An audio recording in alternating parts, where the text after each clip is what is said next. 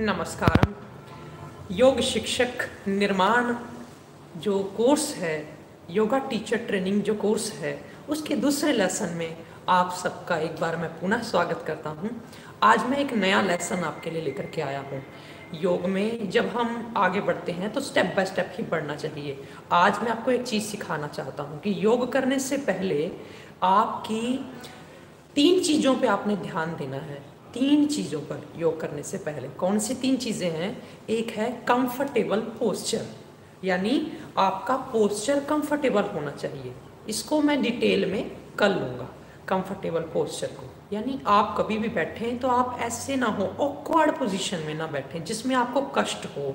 आप अपनी योग कक्षा लेंगे, कल को आप योग सिखाएंगे और आप देखेंगे कोई व्यक्ति बड़ा कंफर्टेबल होकर के बैठा है, उसके हाथ सही जगह पर हैं, उसके बैठने में कमर सीधी है, और कोई व्यक्ति बड़ा परेशान होकर ऐसे बैठा हुआ है, उससे बैठा नहीं जा रहा है, या उसका शरीर वजनदार है, या और कोई समस्या है। आपने उसकी समस्या को समझ करके उसको सोल्यूशन करके उसको कंफर्टेबल पोस्चर में लेके आना है।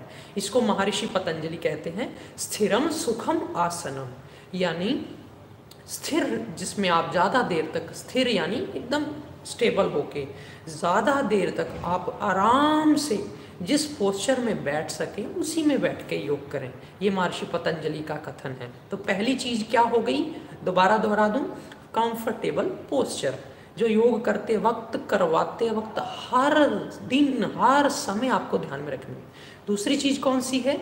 वो है ब्रीदिंग पैटर्न। ब्रीदिंग पैटर्न का मतलब ब्रीदिंग का रिदम कैसा होना चाहिए, किस वक्त ब्रीदिंग तेज होनी चाहिए, किस वक्त ब्रीदिंग स्लो होनी चाहिए, किस वक्त ब्रीदिंग नॉर्मल होनी चाहिए। यही चीज़ें आपको मैं काफ़ी दिन तक सिखाता रहूँगा। ये दूसरी बात हो गई। तीसरी बात क्या है कि आपका माइंड और आपकी कंसंट्रेशन एक ही चीज़ है, दोनों आप अलग अलग विधि में ले सकते हैं। माइंड, कंसंट्रेशन, ये बिखरी नहीं होनी चाहिए। 3 चीज़ों पे ध्यान देना है, कंफर्टेबल पोस्चर, ब्रीदिंग पैटर्न और माइंड के ऊपर, कंसंट्रेशन के ऊपर। इनको अब हम प्रैक्टिकली समझते हैं। चलिए, मैंने ये लेसन पहले भी एक दिन मेडिटेशन की वीडियो में दिया था, लेकिन मेरा फ़र्ज़ है क्योंकि मैं सब बिगनर्स को देता हूँ ये लेसन, तो मैं आपको ये ड्रॉ करके समझाऊंगा। ये है प्राण, ये हो गया प्राण, ये आपकी ब्रीदिंग है। आपको जैसी भी चल रही है, जैसी हमने चलानी है कल को, ये आपका प्राण है। ये प्राण से ही आपका जुड़ा है शरीर, इसको बोलेंगे शरीर। ध्यान से देखिए, ये आपकी बॉडी है, ये आपका प्राण है, दोनों कनेक्टेड हैं। और ये हो गया आपका मन, ठीक। तीसरा हो गया मन। अब प्राण जो है ये सेंटर में है। प्राण को आप देख सकते हैं, आप देखिए मेरे साथ, सांस लीजिए,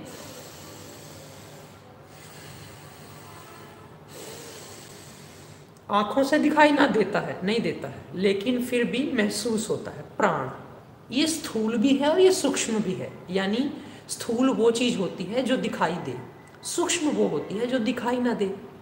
अब आपको कोई सूक्ष्म क्या है? सूक्ष्म है सूर्य की किरण। सूर्य की किरण दिखाई देती है लेकिन पकड़ में नहीं आती। ऐसे ही कई चीज़ें जो दिखाई भी नहीं देती। वायु सूक्ष्म है, शब्द जो है किसी चीज़ का ये बिल्कुल सूक्ष्म है, दिखाई ही नहीं देता। वायु तो बिल्कुल दिखाई नहीं देती, ये तो बहुत सूक्ष्म हो गई। तो ये प्राण जो है आपको बाहर घूम रहा है, आपको महसूस नहीं होता, पर आपके शरीर के साथ टकराता है, जब श्वास प्राण या नासिका के साथ टकराता है तो आपको महसूस होता है। तो ये क्या हो गया, ये सेंटर में आ गया प्राण। अब एक प्राण का जो एक छोर है, प्राण का जो एक किनारा है वो बॉडी से जुड़ा हुआ है। आप महसूस कर पा रहे हैं ना कि प्राण बॉडी के थ्रू ही चल रही है। बॉडी ना रहे तो प्राण कहाँ जाएगा? आप भर सकते हैं? नहीं भर सकते हैं। तो बॉडी से क्या जुड़ा है? प्राण। और प्राण से दूसरी चीज़ जुड़ी है मन। यानी मन, आपको कोई कहे मन को आप शांत कर लो, आप कहोगे मैं कैसे करूं जी, मेरे को तो इसका कोई इल्म ही नहीं है, मेरे को कोई इसका तरीका ही नहीं आता, मैं प्राण कैसे शांत, मैं मन कैसे शांत कर लूँ। आपको कोई कहे जी मन के अंदर गुस्सा लेके आओ, आप बोलोगे जी मैं अपने आप कैसे गुस्सा ले आऊँ। अब कोई बात ही नहीं हुई ऐसी, इसका मतलब आपको मन की चाबी आपके पास नहीं है, मन बस अपने आप चलता जा रहा, आप उसके पीछे जा रहे हैं। अब हम योग में आ रहे हैं तो हमें मन की चाबी पकड़नी है। तो मन की चाबी क्या हुई? प्राण। प्राण जो है एक तरफ ये शरीर से जुड़ा है, दूसरी तरफ ये मन से जुड़ा है। अब इसको थोड़ा और डिटेल में समझते हैं ताकि आज का लेसन बहुत इंटरेस्टिंग हो जाए। जैसे जैसे प्राण शांत होंगे, मैं फिर समझा दूं, मैंने ये पहले भी एक बार लेसन दिया था, नीचे की तरफ साइन कर रहा हूं मैं। शांत होंगे, प्राण शांत होने का मतलब है ब्रीदिंग स्लो होगी, स्टेडी होगी, सूदिंग होगी, रिलैक्सिंग होगी, ब्रीदिंग में कोई एफर्ट नहीं रहेगा, एकदम शांत बैठे हैं और आप धीमी धीमी श्वास ले रहे हैं।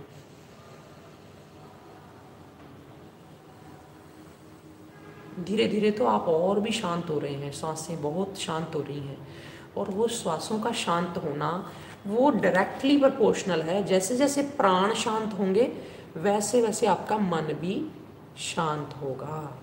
जैसे जैसे आपका मन शांत होगा वैसे वैसे शरीर में भी शांति झलकेगी। ये तीनों एक ही लाइन में आते हैं, ध्यान से देखना जरा, मैं आपकी तरफ करके ड्रा कर रहा हूँ इसलिए थोड़ा नहीं भी हो रहा। प्राण शांत हुआ तो मन शांत हुआ, शरीर भी शांत हुआ, दोनों शांत साथ साथ हुए। इसकी उदाहरण देके समझाता हूँ। कोई व्यक्ति शांत होगा ना तो उसके शरीर में उसकी हरकतें थोड़ी शांत वाली होंगी, वो बड़ा शांत होगा, बैठा होगा, उदास नहीं बैठा होगा मुंह लटका के, उसके चेहरे पे सौम्य भाव होगा, चुपचाप बैठेगा। अच्छा, दूसरी तरफ अगर प्राण तेज होगा, तीव्र होगा, जो कि कभी कभी जरूरी भी है, हर वक्त प्राण शांत नहीं रह सकते, आपको कर्म भी तो करना है ना, जीवन भी तो चलाना है। तो प्राण जब तीव्र होगा, तीव्र प्राण भरेंगे हम, तब हमारा मन भी उत्साह साथ तीव्र होगा, चाहे फिर मन में जोश कह लो, उमंग कह लो, उत्साह कह लो। जब हम किसी को कहते हैं ना, ऐसे प्रवचन आपने सुने होंगे, कई लोगों के प्रवचन सुन के आवेश आ जाता है, गुस्सा आ जाता है। कई लोगों के अंदर ऐसा एक ट्रिक होता है, वो आपको ऐसे लेक्चर देते हैं कि आप उठ के कहोगे जी भारत माता की जय, वंदे मातरम, हम आज़ाद होंगे, ऐसे कई कई आपने लोग देखे होंगे। वो एकदम भड़का देते हैं माहौल को, क्योंकि वो आपकी अंदर ऐसा एक फीड भेजते हैं, एक सिग्नल भेजते हैं जो आपके प्राणों को तेज कर देता है, आपके मन को तेज कर देता है। तो आप उससे आपके शरीर पे भी असर नजर आने लग जाता है, आप उतावले हो जाते हैं, तो वो आपका शरीर भी साथ साथ उतावला हो जाता है। जैसे आपने तेज तेज नाचना शुरू किया, बॉडी पे आपने काम किया, तेज तेज नृत्य किया, या योग किया, तेज तेज दौड़ने वाले दंड बैठक व्यायाम कर लिए, अंग मर्दन कर लिया, तो तेज तेज आपने शरीर को दौड़ाया, तो साथ साथ क्या होगा, प्राण भी तेज होगा। और जैसे जैसे प्राण तेज होगा वैसे वैसे आपका मन के अंदर भी एक जोशीलापन आएगा, भाव उठेगा, तरंग उठेगी। तो ये साथ साथ होंगे। अब इसको नेगेटिव वे में लेके देख लो।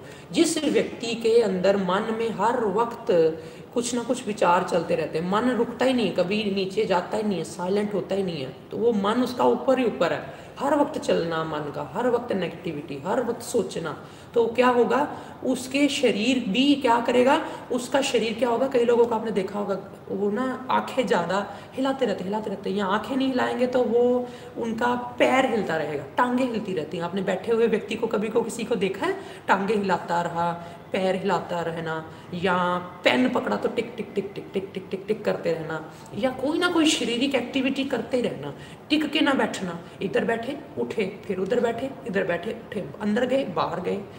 और किसी ने बोल दिया कि आधा घंटा वेट करो, बस उनसे वेट नहीं होगी, मोबाइल निकालेंगे चलाएंगे रखेंगे, फिर निकालेंगे चलाएंगे रखेंगे, उसको कॉल लगाएंगे रखेंगे। ये उनका जो तेज तेज शरीर के ऊपर प्रभाव आ रहा है ना, ये इसी वजह से आ रहा है कि मन तेज हो रहा है। अब आप समझिए इसको, अगर मन तेज होगा शरीर पे भी प्रभाव आएगा। किसी व्यक्ति ने शरीर तेज कर लिया तो मन पे भी प्रभाव आएगा। आप पहले कोई भी चीज तेज कर लो, तीनों साथ साथ पीछे आनी ही है। इसीलिए जब हम तेज एक्सरसाइज कराते हैं ना, शरीर को तेज चलवाते हैं, कोई तेज व्यायाम कराते हैं, इसीलिए बोलते हैं साथ साथ तेज सांस भी लो, कि वो एक तो तेज वैसे ही सांस होने ही है, अपने आप होने हैं, पर अगर अपने आप तेज साथ साथ सांस होंगे तो वो सांस चढ़ेगा। अगर हम तेज एक्सरसाइज कराते हैं तो साथ में तेज श्वास, लंबी श्वासें लेनी शुरू कर दें तो फिर सांस नहीं चढ़ेगा, क्योंकि आपने वो खुद ही ले ली है ना साथ में। तो ये तीनों इक्वल है। आपने प्राणों को शांत किया तो मन भी शांत होगा, शरीर भी शांत होगा। आपने प्राणों को जो शीला बनाया, तीव्र लिए, थोड़े सुबह के समय लेने भी चाहिए। सारा दिन डीप ब्रीदिंग करना मना है, आपको मैं सिखा दूं। सारा दिन डीप ब्रीदिंग, कई लोगों को मैंने देखा है योग का इतना नशा हो जाता है। हमने जो बोल दिया, हम ही तो बोलते हैं कि डीप ब्रीदिंग करने से आपके अंदर ऑक्सीजन का लेवल कई गुना बढ़ जाता है और आप एनर्जी से भर जाते हो। बस वो दिमाग में घुस गया, वो दिन नहीं देखता, रात नहीं देखता, वो ऑक्सीजन ही भरता रहता है। मैंने ऐसे कई लोग मेरे आसपास मैंने देखे हैं, श्वास ही लेते जाना, श्वास लेते जाना। मैंने बोला क्या हो रहा है? इससे तो ऑक्सीजन मिलेगी ना। ओवर ऑक्सीजन भी हार्मफुल है बॉडी के लिए, इसलिए बैलेंस रहो। सुबह 1 घंटा योग कर लिया, बाकी शाम को थोड़ी देर रियाज कर लिया श्वासों का, it's okay, more than sufficient, ये सफिशिएंट हो गया। बाकी दिन में अगर आपको इतनी ही ज़्यादा हर दम लंबी श्वासों की ज़रूरत होती तो क्या परमात्मा इतना नहीं कर सकता था कि आपका ब्रीदिंग पैटर्न ही लंबा रख देता? अपने आप ही सांस ही लंबी आती, उसको क्या ज़रूरत पड़ी थी? इसलिए उसने नॉर्मल सांस रखी जिससे ज़िंदगी चले। इतना हर वक्त तेज श्वास भी नहीं लेना होता, तो ये बात भी ध्यान रखनी। और रात को तो बिल्कुल भी ब्रीदिंग, तेज ब्रीदिंग वाली एक्सरसाइज नहीं कराते। जैसे मैं आपको बोलूँ रात को अनुलोम विलोम करो, आप कर सकते हैं क्योंकि वो लाइट है, बहुत सूदिंग है, और वो आधा घंटा रात को कभी नींद नहीं आ रही कर भी लें तो एट लीस्ट वो आपको बाद में रिलैक्स करेगा। क्यों रिलैक्स करेगा? मैंने अभी बोला कि प्राण तेज होंगे, प्राणों का पैटर्न तेज होगा तो माइंड भी तेज भागेगा। अब इसमें प्राणों का पैटर्न अनुलोम विलोम में तेज है ही नहीं, तो है ही स्लो, तो उसमें आपका मन भी धीरे धीरे शांत होना है। तो वो आपको मन शांत हो गया तो आपको अच्छी नींद भी आएगी। अगर आपको रात को किसी ने बोल दिया जी रात को तेज कपालभाति करो, रात को या आप आसन करने शुरू कर दो, रात को या आप दौड़ व्यायाम करने शुरू कर दी, रात को कोई जिम लगा रहा जोर जोर से, वो होगा क्या कि एक तो ब्लड का सर्कुलेशन बहुत तेज हो जाता है बॉडी में। ब्लड तेज सर्कुलेशन हो गया, जाहिर सी बात है ब्रेन में भी ज़्यादा ब्लड जाएगा, रात को ब्लड में ब्लड जाएगा, साथ साथ ऑक्सीजन भी जाएगी। हालांकि वातावरण में तो ऑक्सीजन होती ही नहीं सूर्य ढलने के बाद इतनी ज़्यादा, नेचर ने पहले ही व्यवस्था कर रखी है कि सूर्य ढलते ही ऑक्सीजन वातावरण में घट जाती है, क्योंकि बॉडी की नीड ही नहीं है ज़्यादा। और अगर आपकी बॉडी में ऑक्सीजन का लेवल नहीं डाउन होगा रात पड़ने पर तो आपको नींद नहीं आएगी। इसलिए बोलते हैं रात को प्राणायाम ना करो तो अच्छा है, सुबह ही करो, क्योंकि परमात्मा ने एक क्लॉक बनाई है अंदर की बॉडी की, वो सुबह से लेकर शाम तक चलती है और अपने टाइम पे हर काम करती है। तो ये चीज़ आपने ध्यान रखनी है कि अगर आपको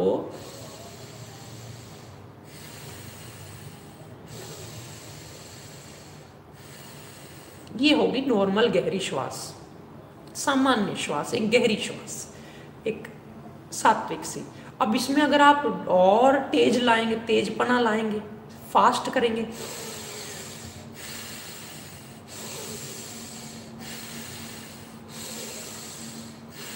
तो इसी के साथ साथ आपके शरीर में और आपके मन में जोश आना स्वाभाविक है, जो कि कभी कभी हमें जरूरी भी होता है। हमारे अंदर आलस आ रहा होता है, आप देखते हैं सारी क्लास में जो आलस आ रहा है, सारे जो आपके स्टूडेंट हैं वो आलस में भरे हुए हैं, किसी का मन नहीं, कोई कहता नहीं आज नहीं करना, कोई कहता कुछ ऐसा, कोई, इसका मतलब सारे सबके मन आलस में जा रहे हैं। तो आलस में जब जा रहे हैं तो उनको तीव्र करा दो।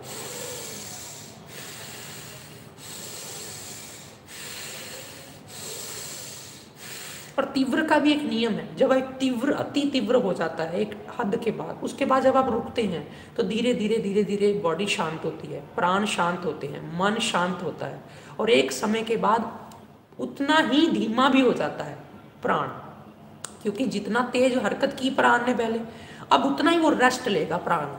तो इसलिए कई बार किसी का मन नहीं लगता तो उसको हम ब्रीदिंग तेज करवा के अच्छी खासी, और ब्रीदिंग में 10 मिनट लगवा देते हैं, और 10 मिनट के बाद उसको बोलते हैं अब शांत हो जा।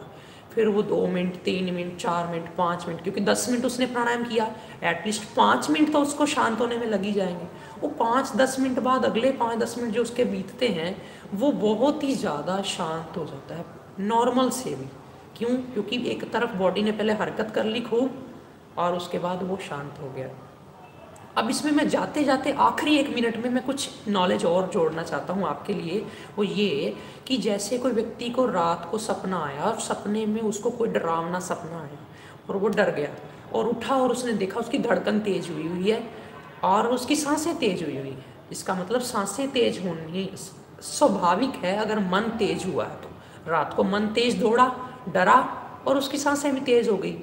दूसरी तरफ अगर देखें तो कोई व्यक्ति शांत होने लग गया किसी पहाड़ को देख के, किसी नदी को देख के, किसी प्रकृति की कोई चीज़ को देख के, उस वक्त जब आप अपनी ब्रीदिंग को नोट करोगे तो आपको लगेगा इतनी शांत है सांसें, इतनी सौम्य हैं कि जैसे कुछ चल ही नहीं रहा। ये सांसों का कनेक्शन समझिए, इस लेसन को रिपीट करके सुनिए कि ब्रीदिंग तेज होगी तो साथ साथ माइंड भी तेज होगा, बॉडी भी तेज होगी, एक्टिव होगी, और श्वासें शांत होंगी तो माइंड भी शांत होगा, बॉडी भी शांत होगी। जिन लोगों का माइंड अपसेट है, बहुत चलता रहता है, उनको हम पहले फास्ट ब्रीदिंग 1-2 मिनट करा के फिर धीरे धीरे उनको शांत कर देते हैं, और फिर शांत बैठने से ही, धीमी धीमी प्राणायाम करने से ही उनका मन एकदम एक जगह टिकने लग जाता है। ये प्राण, मन और शरीर, इन तीनों का ग्राफ आप समझ लेना कि प्राण बढ़ा तो मन बढ़ा, मन का एक्टिविटी बढ़ी, मन का चलना बढ़ा। आप बोलोगे जी मन का चलना बढ़ा, मैंने तो मन नहीं चलाना चाहता, लेकिन मन जब आप अपनी लाइफ में हो, अपनी लाइफ चला रहे हो, कुछ सोच रहे हो, कुछ काम कर रहे हो, तब आपको एनर्जी चाहिए, आपका माइंड तब चलना मांगता है। तो इसीलिए हम सुबह योग करते हैं कि बाद में काम करने हैं दिन भर, तो वो अच्छा हो जाता है। उम्मीद करता हूँ आपको ये लेसन समझ आ गया होगा। फिर भी कोई कमी रह गई हो, कोई कसर रह गई हो, कोई चीज़ ना समझ आई हो तो मुझे पूछना। कल मैं आपको और कुछ प्रैक्टिस की चीज़ें अब सिखाऊंगा, क्योंकि ये बेसिक लेसन एक बार जिसको आ जाता है उसके बाद प्रैक्टिस में बहुत मज़ा आता है, वो समझने लग जाता है प्राणों की अहमियत को। ये था मेरा दूसरा लेसन जो योग टीचर बनना चाहते हैं उनके लिए। आपको कल मैं मिलूँगा तीसरे लेसन के साथ। तब तक के लिए आप सबके भीतर बैठे परमात्मा को मेरा नमन, नमस्कार।